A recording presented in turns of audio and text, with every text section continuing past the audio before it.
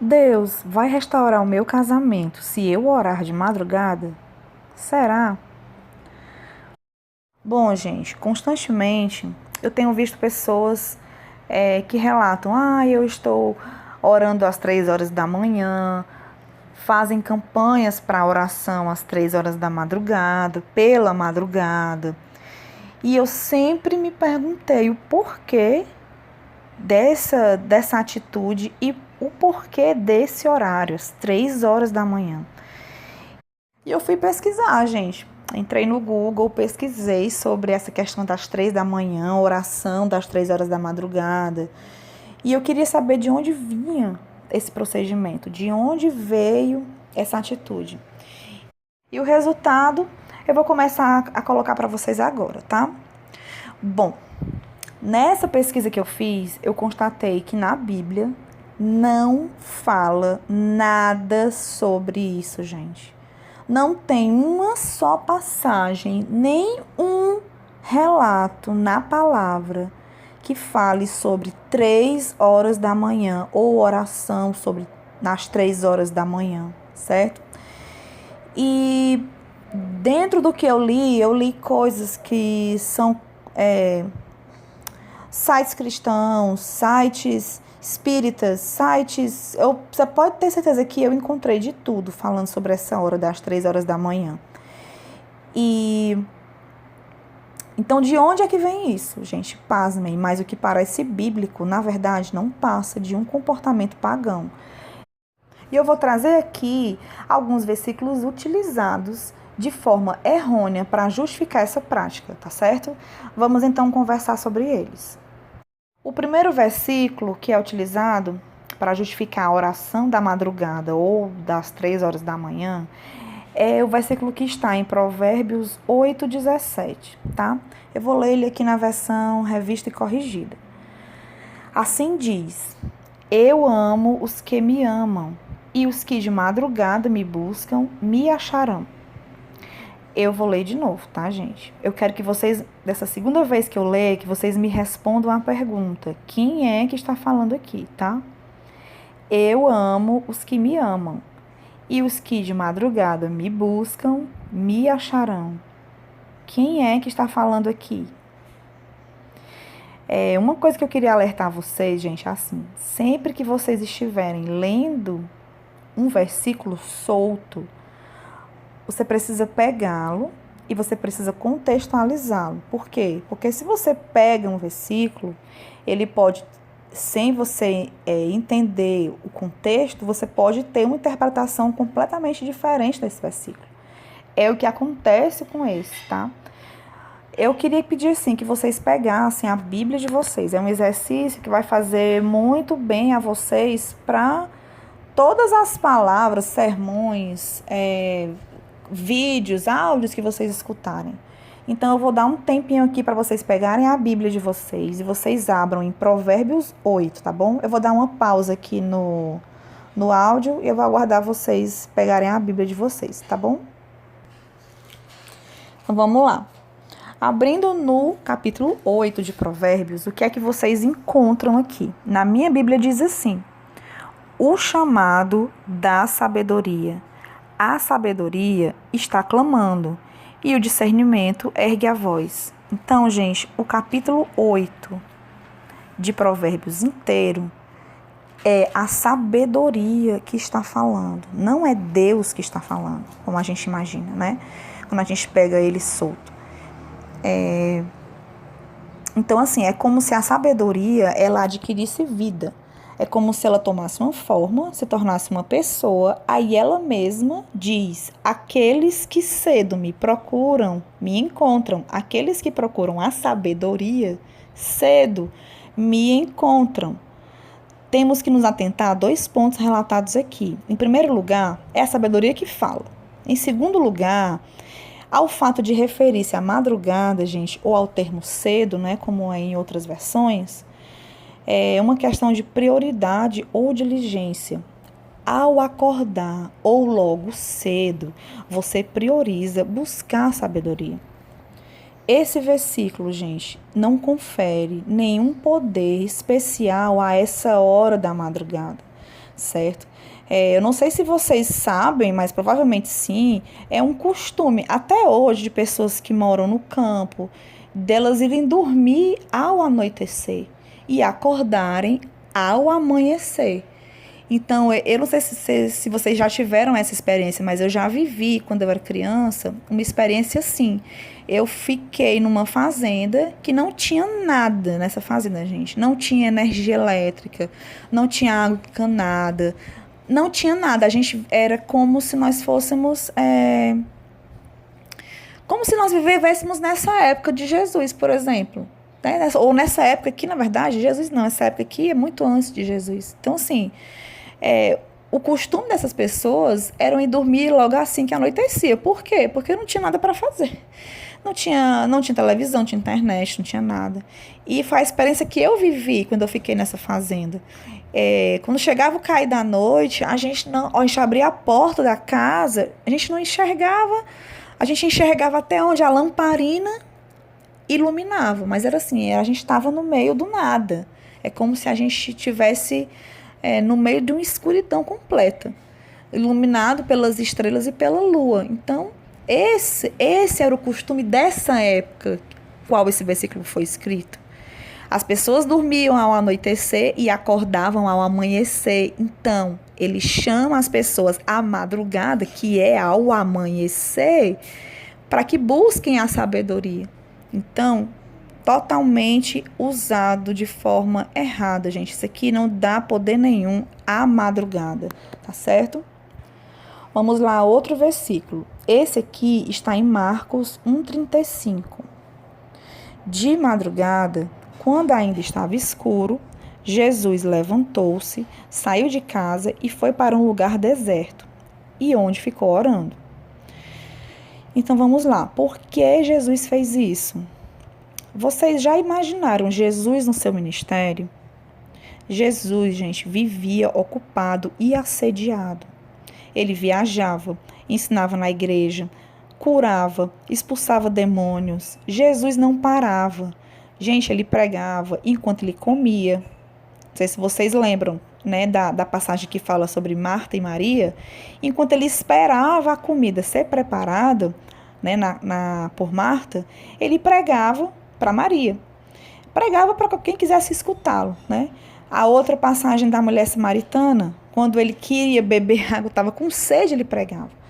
Então, ele fazia milagres nas festas, né? Como aquela de transformar água em vinho no casamento. Então, Jesus, ele aproveitava todas as oportunidades, ele não parava. Então, ele não tinha sossego. É como se ele fosse hoje, gente, um popstar. Imagina, sei lá, Madonna chega aqui, Beyoncé, e essas pessoas chegam e causam aquele alvoroço, né? Ficam pessoas aglomeradas na frente dos hotéis, onde a pessoa vai passar, fica aquele alvoroço todo. Era muito parecido com Jesus, quando ele chegava em algum lugar. Ele gerava um burburinho, aquelas pessoas se aglomeravam onde ele estava, às vezes Jesus estava dentro de uma casa, sei lá, almoçando ou conversando, e pessoas ficavam do lado de fora esperando ele sair. Então, assim, todos queriam vê-lo. Ele reunia multidões. No verso 33 e 34 diz assim: toda a cidade reuniu-se à porta da casa onde ele estava. Não diz muitas pessoas, diz toda a cidade. Imagina quantas pessoas trazendo seus doentes, endemoniados, e Jesus ia curando todas essas pessoas. E Jesus, para se reabastecer, sua comunhão com Deus, né, ele tinha que ter o momento dele para falar com o Pai em oração. E então ele se retirava para orar. Então, por que de madrugada? Porque muito provavelmente era a única hora que ele podia ter paz, que ele podia ficar só, né? E eu digo assim, teoricamente, porque na própria passagem que fala sobre esse versículo, que ele foi orar de madrugada, os discípulos dão falta dele e começam a procurar por ele, né? Começa a perguntar assim, por onde você estava? Todos estão te procurando. Então, ele tentava até ter um pouco de paz. Ele se retirava na madrugada para realmente ter um tempo a sós e de qualidade. Então, assim, esse versículo ele apenas descreve um fato, gente. Ele não o torna obrigatório, nem é um mandamento.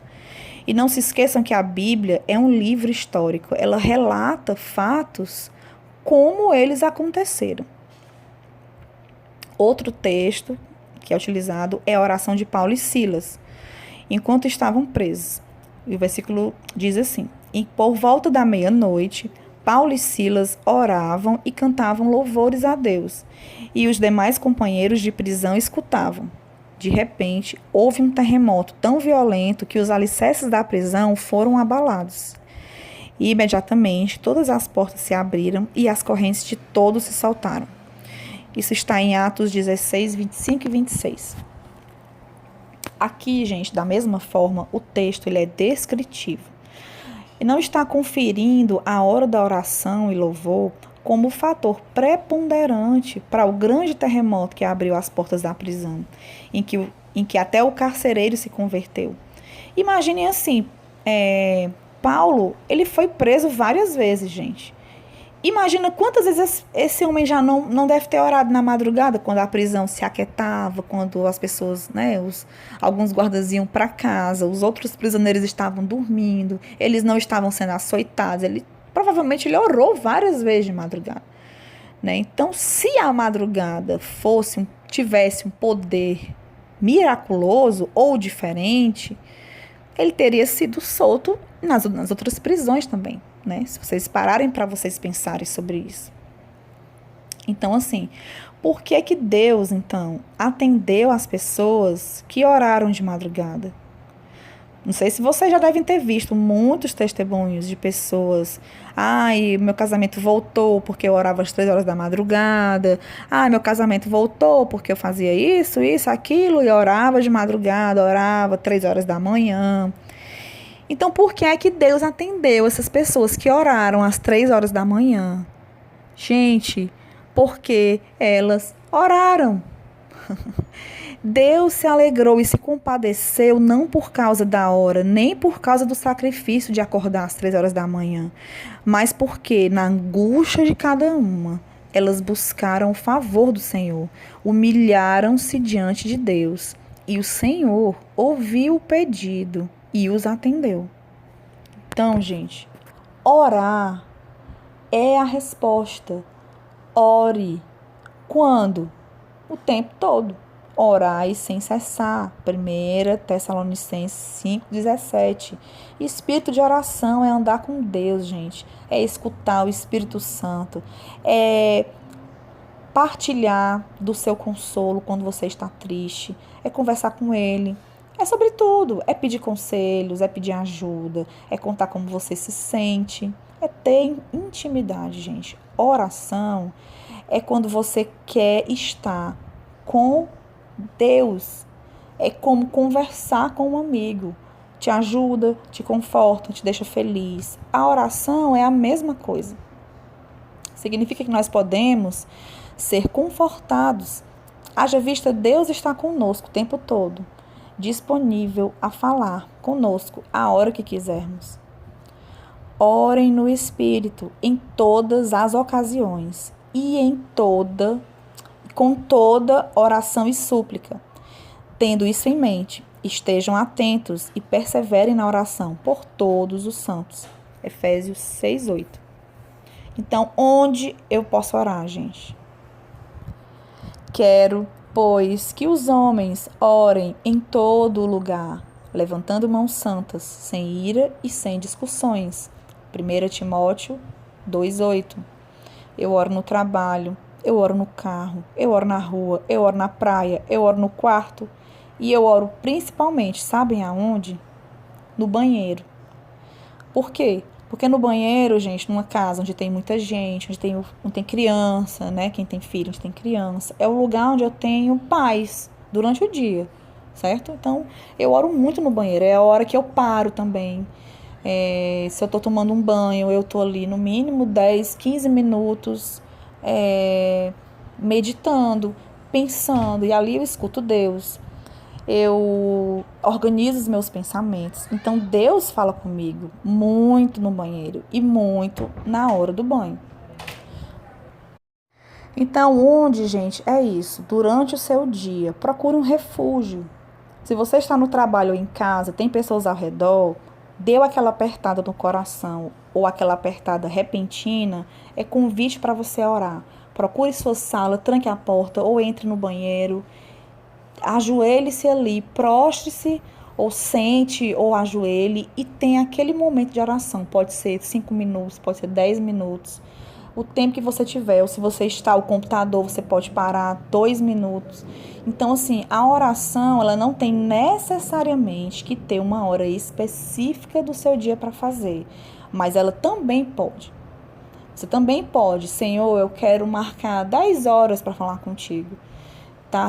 Principalmente se você mora só. Gente, eu não entendo. Pessoas que moram sozinhas, por que acordar 3 horas da manhã, gente, para orar? Se você tem paz na sua casa, 8, 9, se você trabalha, depois de 18, tem paz de 19, 21.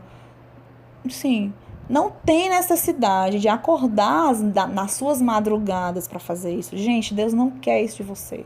Sacrifício, Jesus já fez na cruz. Ele não precisa do nosso. Mas quando você orar, vá para o seu quarto, feche a porta e ore ao seu Pai, que está em secreto. Então, o seu Pai, que vem em secreto, o recompensará. Mateus 6 e 7. Que horas, então, gente? A qualquer hora. Na hora que Deus te chamar. Ou na hora que você achar melhor. Até pode ser de madrugada. Tá? Se você já tem essa prática, se você gosta de orar da madrugada, eu não estou dizendo que você não precisa deixar a sua prática. O que eu estou querendo que você entenda apenas é que o sacrifício de acordar às 3 horas da manhã não vai trazer teu casamento de volta, não vai fazer Deus olhar para você e se compadecer do teu pedido, diferente do que ele ouviria ou se compadeceria se a tua oração fosse às 10 horas da noite, tá? Ó Senhor, Deus que me salva, a ti clamo dia e noite, que a minha oração chegue diante de ti, inclina os teus ouvidos ao meu clamor. Salmos 88, 1 e 2. Quando Daniel soube que o decreto tinha sido publicado, ele foi para casa, para o seu quarto, no andar de cima, onde as janelas davam para Jerusalém, 3 vezes ao dia ou por dia. Ele se ajoelhava e orava, agradecendo ao seu Deus, como costumava fazer. A oração de Ana, que Deus a atendeu, também foi feita durante o dia. Isso está em 1 Samuel 1:11. Então, o Deus que está acessível ao seu contato na madrugada é o mesmo que está acessível durante o dia. Se você deseja impressionar a Deus orando na madrugada, como uma espécie de sacrifício, você faz um papel de tolo. Deus não vai achar você o máximo. Só porque você colocou um despertador para tocar às 3 horas da manhã e se levantou cambaleando para orar. Dessa forma, não existe essa de pagar o preço na madrugada, gente. Porque o preço alto, Jesus já pagou na cruz.